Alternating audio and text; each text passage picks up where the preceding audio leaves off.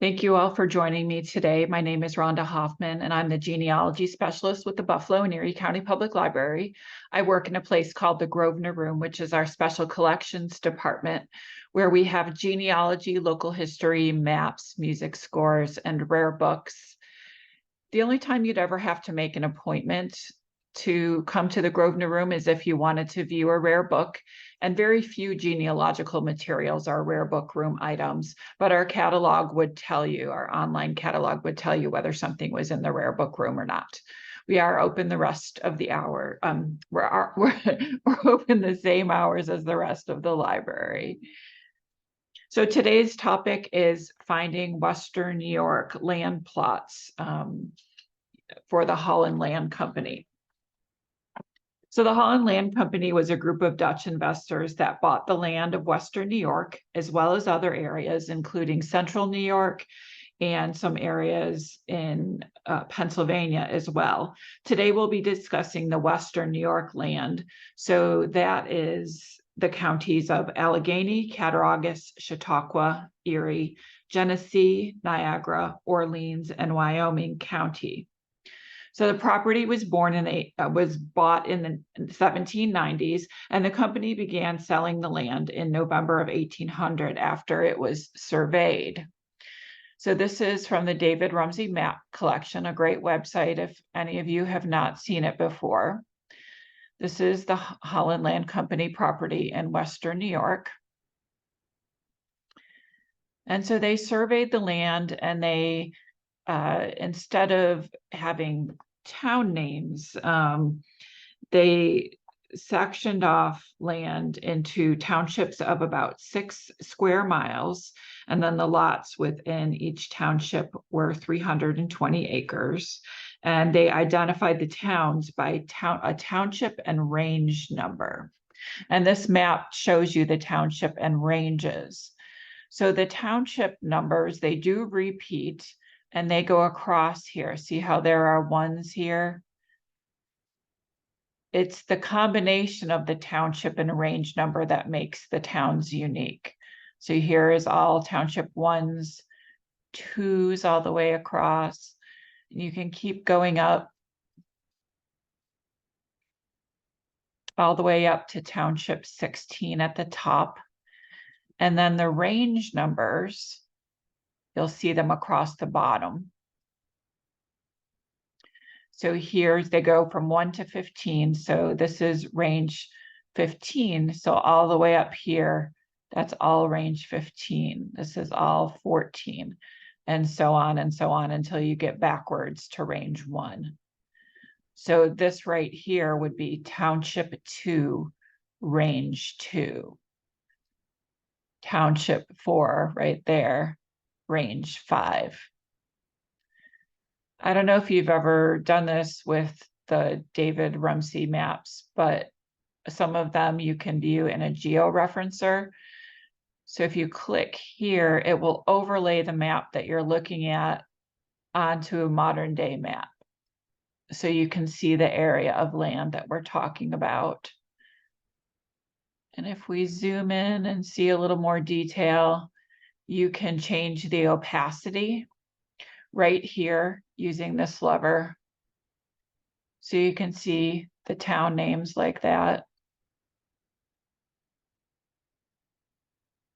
I kind of like to look at this other map, and both of these maps are on your handout. So I kind of like to look at the map this way too. This is a different one. It doesn't show Wyoming County on it because this map was drawn before Wyoming was created out of some of the southern part of Genesee County. So Wyoming County is over in this area. But this, you can see the ranges down here, and you can see the townships right here. So that way you can see how the counties are broken up, and you can see the township names too.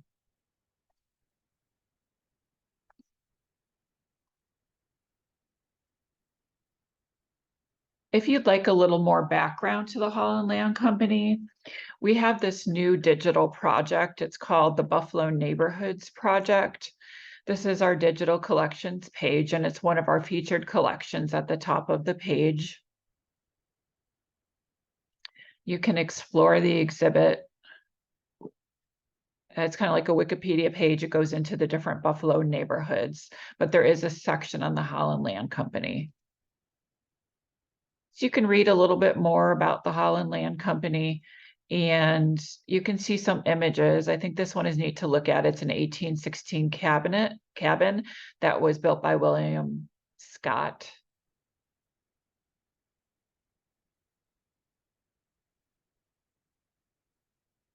So you can see what some of the old log cabins that people used to live in during the Holland Land Company days.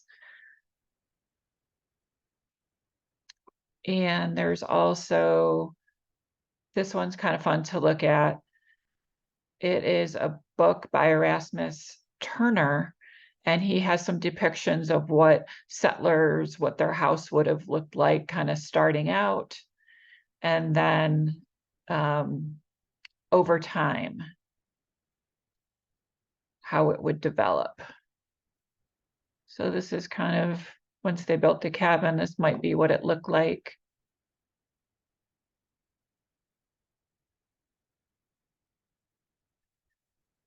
And I think he does it like every 10 years, kind of 10 years later, it might have looked like this.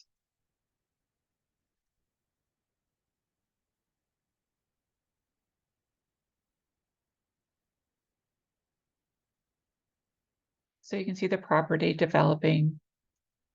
So that's kind of a neat one to look at if you're thinking about your Holland Land settlers.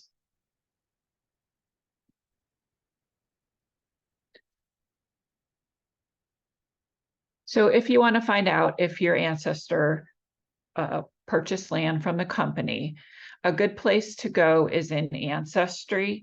The books that I'm going to show you are also, you can buy print copies. We have them in the Grosvenor Room. They're Western New York land transaction books by Karen Livesey. And I'll go into Ancestry's card catalog, which you get to from the search menu. And I'll put in Western New York in the title field and click search. And here they are.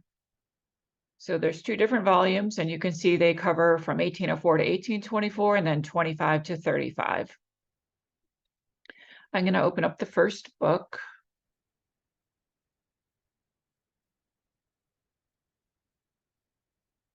And you can search for your ancestor's name. This is one of my ancestors, Aratus Root. And I'm just going to click search.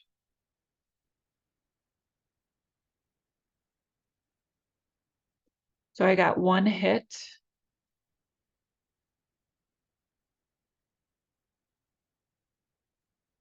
And there it is. It'll highlight it for you. So Aratus bought land with Abel, and it gives the date that they purchased land, May 8th of 1822. Let me move this. You can see the headings here.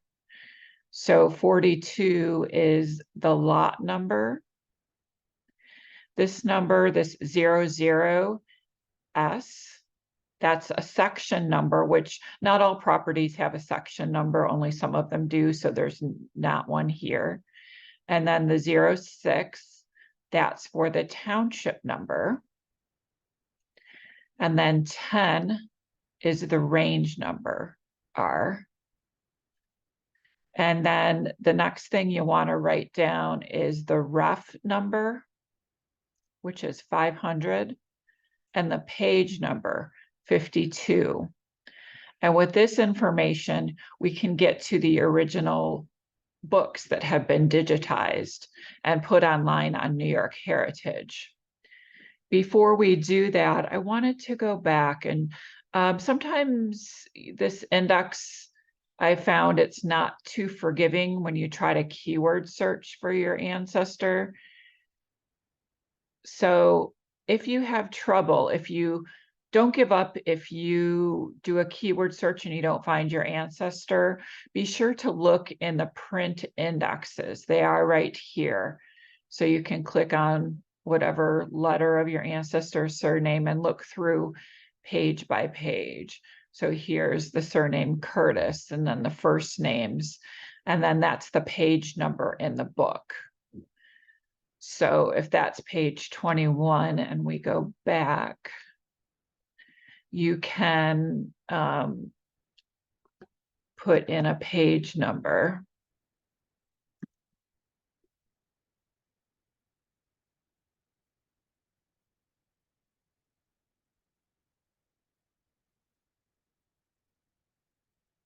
Let me take, sorry about that. I left the info in there.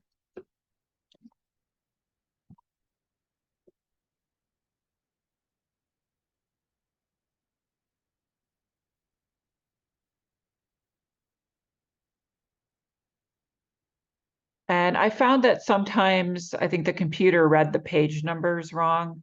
So just make sure you're on the right page number down below, and then you'll be able to find your ancestor. And you can see that there are 2 columns of information. So don't just look on one side, look on both sides for your ancestors' names. So next, you can go to New York Heritage. This is a free website. Lots of libraries and archives across New York digitize their materials and put them on this site. It's SUNY Fredonia that has a lot of the Holland Land Company records on microfilm, and they're the ones that digitized the books of the sales. So how I like to find this collection is you can go under organizations, and then Fredonia is in Chautauqua County. So I'll click Chautauqua. And then you can go down and choose SUNY Fredonia. And then you can see all of the projects that they've done. And we're going to look at a few of their different collections. So there's the archives, and then there's some 2 different map collections. So first we're going to go into the Holland Land Company archives. And one of the items that I told you that we should write down is the ref number that was in the Karen Livesey book, which in this case, it's 500. And that's all you have to search for is that ref number. You click go.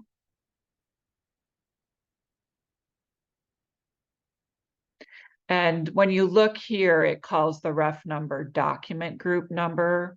So there's 500. You just open it up. And one of the other items that we wrote down was the page number, and the roots were on page 52. So you could open this up and image and go through page by page. I'm going to just jump ahead.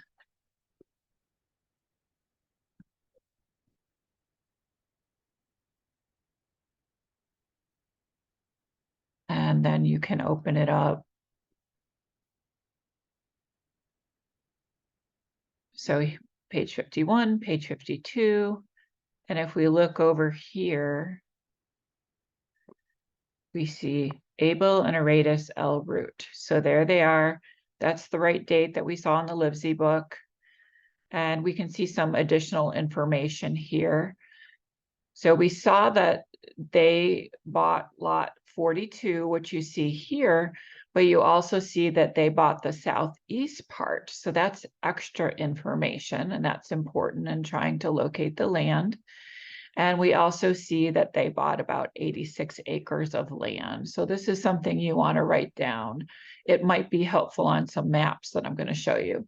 And if you're curious as to how much that land cost, it tells you how much they purchased that land for. And then it tells you right here how much money they put down on the land. So then this is how much that they owed. And this book, this doesn't always happen, but this book actually shows the original landholders. You can see how these dots connect. So these 2 groups of sellers kind of connect to each other, and you can see their land are right next to each other. They have Lyman Hammond has 41 and the Roots have 42. If you look to the left, these are the original property owners. So Lemuel Dunham bought this property in May 7th, 1810.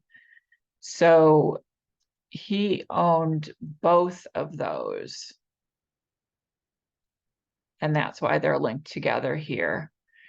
And you can see how much he bought that property for. $465 was his purchase price. And then he put down $10.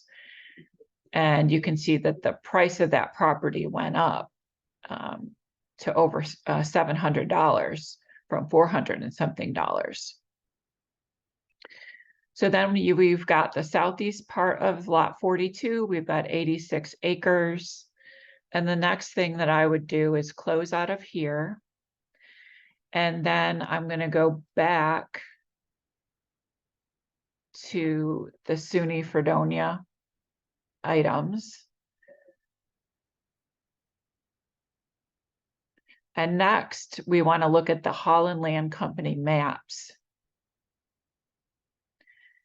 And here's where we'll put in the township and range number. So it was, let's see here. Township 6, range 10.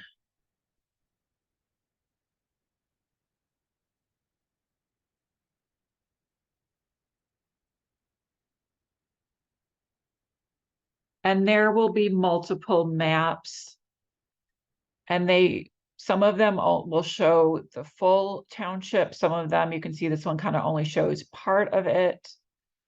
Sometimes you might get a false hit here, see, because it picks up all those keywords that you put in. So this is range 10, township 6 instead of township 6, range 10. So you just have to be aware of that.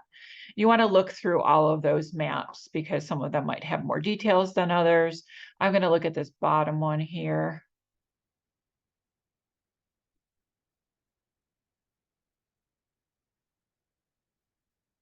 So you can see the plots, and this one, it's not too detailed. If I go back,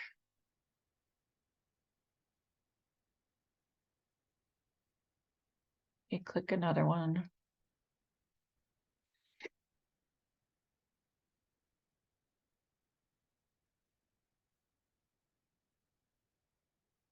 Let me open this one up. So these maps were scanned from color microfilm. So it's not the best. So you can see, there's little ripples and things. So it's not super best quality. But we were, Aradis and Lyman, or I'm sorry, and Abel bought that property right here, lot number 42. Usually you'll see a pattern to how things are numbered. So you can see here's 40, 41, 42. And while, it's not, you can see right here that there are some plots kind of sectioned off. And their properties had the southeast part of lot 42. So it was probably right over here. But sometimes you can see where they're actually sectioned off, and you can see the person who bought the land next to them. It was the north part of lot 41, and it was 100 acres. So we can guess that this is the plot that other person purchased. So sometimes you get lucky and you might see that exact spot.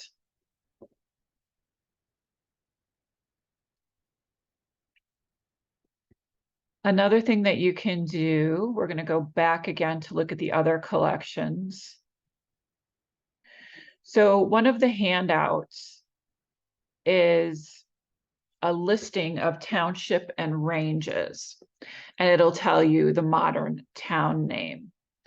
So using that chart, I found out that that township and range is the town of Hanover in Chautauqua County. So I'm going to look on these more modern atlases. And I'm going to search, they digitized, SUNY Fredonia digitized a bunch of Western New York County atlases. And I'm just going to search for the town name Hanover.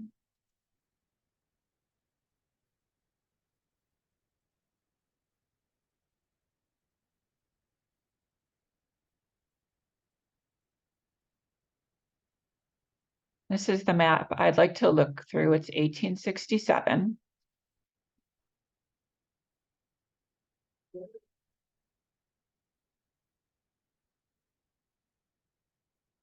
And here's a nicer looking map. You can see some of the roads, and a lot of these roads still exist today. So here's lot 42, and they were probably over here somewhere. You can see property owner names are on a lot of these atlases. So a P. Thompson owned the land. You kind of wonder, did maybe Aretas and Abel built this? Stands for a building. Did they build a house here and then the next person bought it? This is a schoolhouse number 12. So I don't know, did that school exist when they were there? Maybe, maybe not. But this is from 1867 and they bought the property in 1822.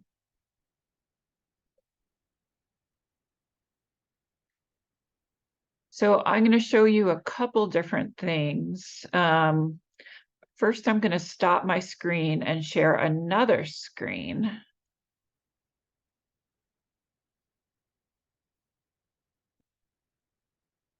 So I'm going to show you my low-tech way of finding this with a modern map.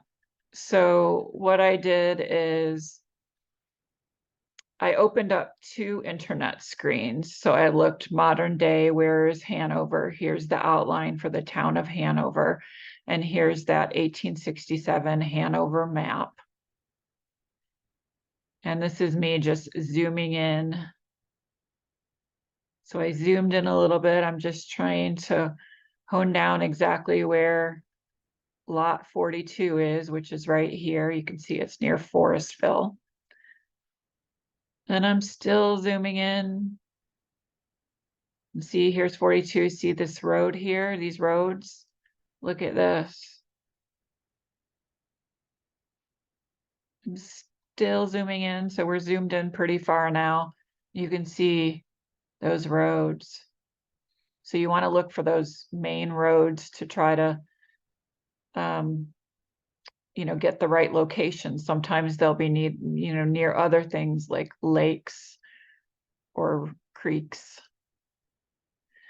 And so then I separated out these, I took screenshots. These things were screenshots that I took. And then there is a way that you can paste a picture inside of an object. I drew a square in Word, and you can make it opaque. And so you could just move that right over the modern map.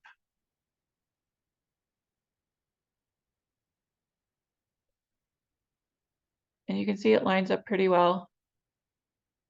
So probably they lived right there. And let me minimize this. Let's see. I'm going to stop sharing that, and I'm going to share a different screen. Another thing that you can do, this is something I just learned to do, is within the David Rumsey map collection. So we're back on that Holland Land Company map. You can, down here, you can overlay and compare.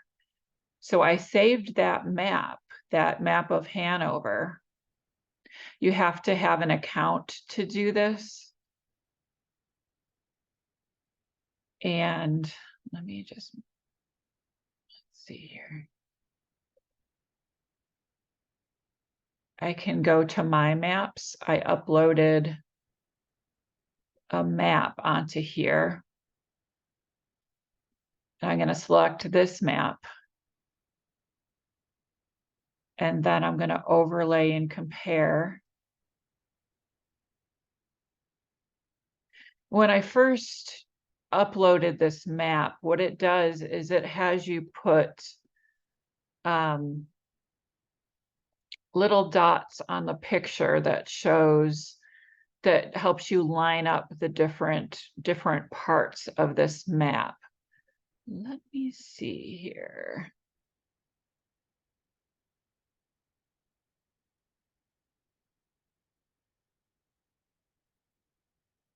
So you can zoom in.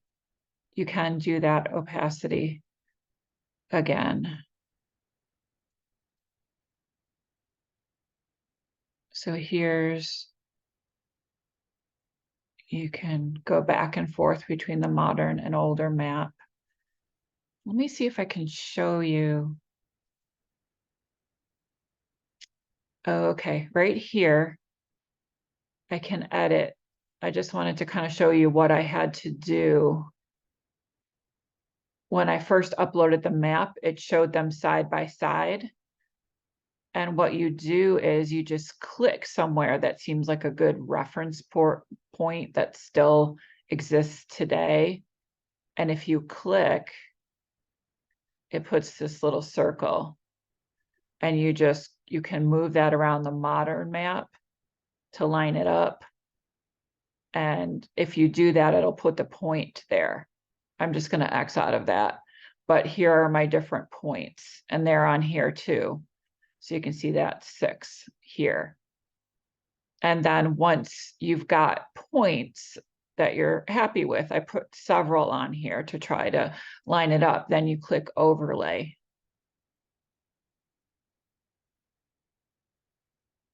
And then you've got your map.